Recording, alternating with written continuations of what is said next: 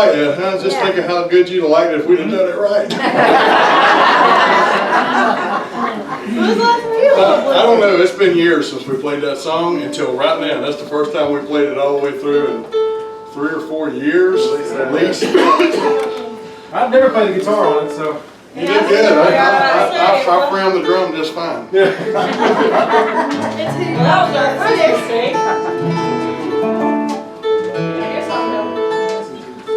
Yeah, I'm about to do a song. Try again. Folks, if I can be, I know you're not expecting this. How many have y'all, I missed earlier, how many of y'all have seen us before? So, less than half, okay. Yeah, Jim and Marci, I knew that. I'm still proud of it. That's a blessing, you think so. Well, mostly I like to cut up and have fun and I'm pretty goofy. But I'm going to be serious for just a minute because this next song,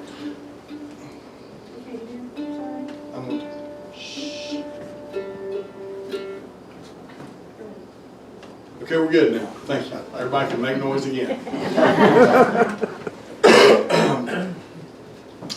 This past year, last summer, in fact, we were in North Dakota, and I was having a moment. Now, some of you are quite a bit younger than me. Some of you are quite possibly older. Some of you are quite possibly, I'm looking at you, Jim, a lot older. So far. Okay, so maybe I wasn't completely finished cutting up. But everyone beyond a certain point, and usually it's somewhere around the end of middle age or maybe in middle age somewhere, we get to the point where we go, I need that water. That's exactly what we do. Yeah. I need that water. I'm nowhere near done cutting up. In all seriousness, we'll come to a point, at some point, almost everyone does this, where you go, wow. You reflect on how many years you've been around, and you suddenly realize that the chances are very good that you have more time behind you than you have in front of you.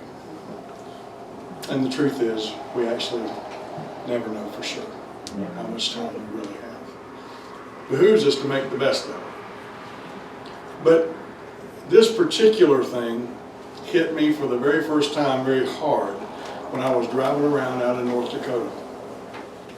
I started reflecting on it, started having some regrets, started looking back in time and realizing that maybe I hadn't always made the right choices, hadn't always done the best I could do, hadn't always listened and been patient like I should.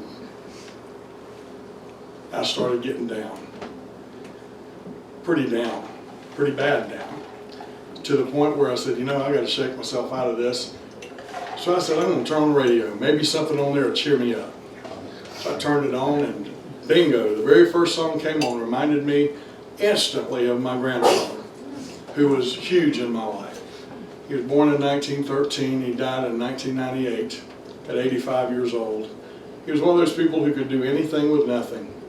He knew how to work on everything, from lawnmowers to tractors to wiring houses to plumbing houses. He could do anything. He could build a house and did. The house that they lived in, he built from scratch with his own 2 hands, even used his own sawmill to cut the wood up. And I had the benefit of him from a young age. But the most important thing that he ever did for me is he taught me how to play the guitar. This man had no patience with anything. I'm telling you right now, he was notable for not having a lot of patience. He had patience with me. He had patience with me. He'd found a guitar and had reworked it, and he'd started to play a little bit more again, and I was about 5 years old. By the time I was 6, I had really started bugging him all the time. He'd work all day and he'd come in and he'd beat on that old guitar, and it was a piece of junk, but he played it anyway. And by then, his voice was getting a little gravelly, kind of like mine is tonight. And I started thinking about all these wonderful memories, all the things that he taught me, all the things that he'd shown me, all the things I got to do with him, the gift of music he'd given me. And I started to smile. And along about that time, God's still small voice in the back of my head said, you know, your grandfather was the same age you are when you were born. And all of a sudden it hit me, what he was saying. I don't care how old you are. I don't care how long you've been here. I don't care how young you are. If you're still putting fog on a mirror in the morning when you go to the bathroom, that's what I do. I get out of bed, stumble to the bathroom, I turn on the light, and I go up and go, and if fog shows up, I start smiling. One of these days, Lisa's going to trick me. She's going to put some treatment on me in the fog.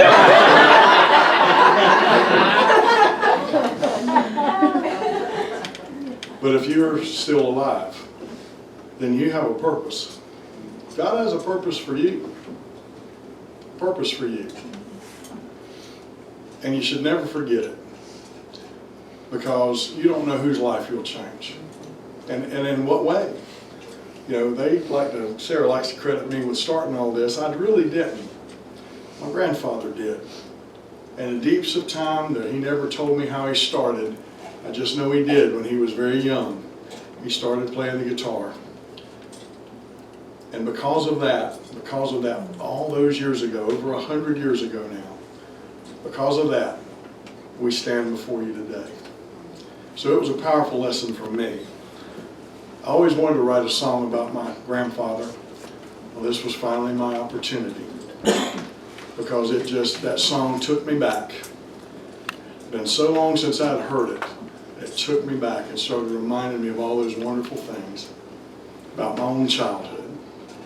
How good and rich it was because he was in it. Let me get my coffin out of the way. Okay, let's hope that doesn't happen anymore. 1, 2.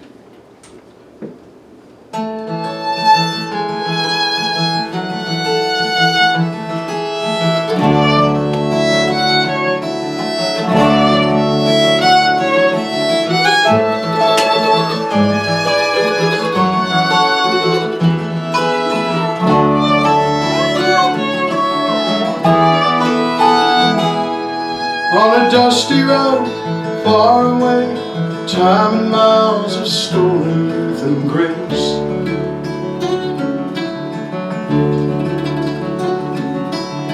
Feeling like the best is past, wondering how much longer I'm gonna last.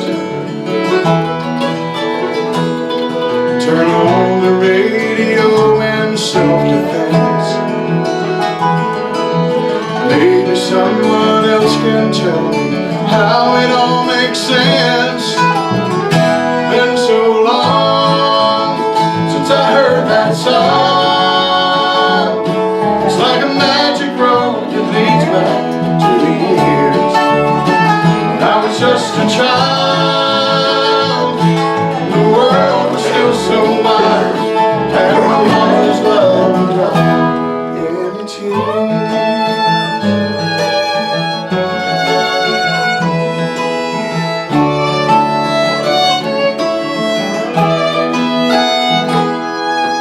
Summertime, clear blue sky, tough old man I thought would never die.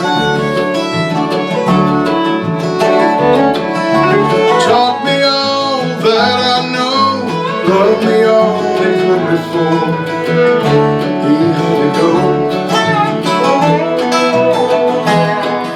I sometimes see my granddad in my dreams. Cheap guitar and ragged voice, just a precious memory.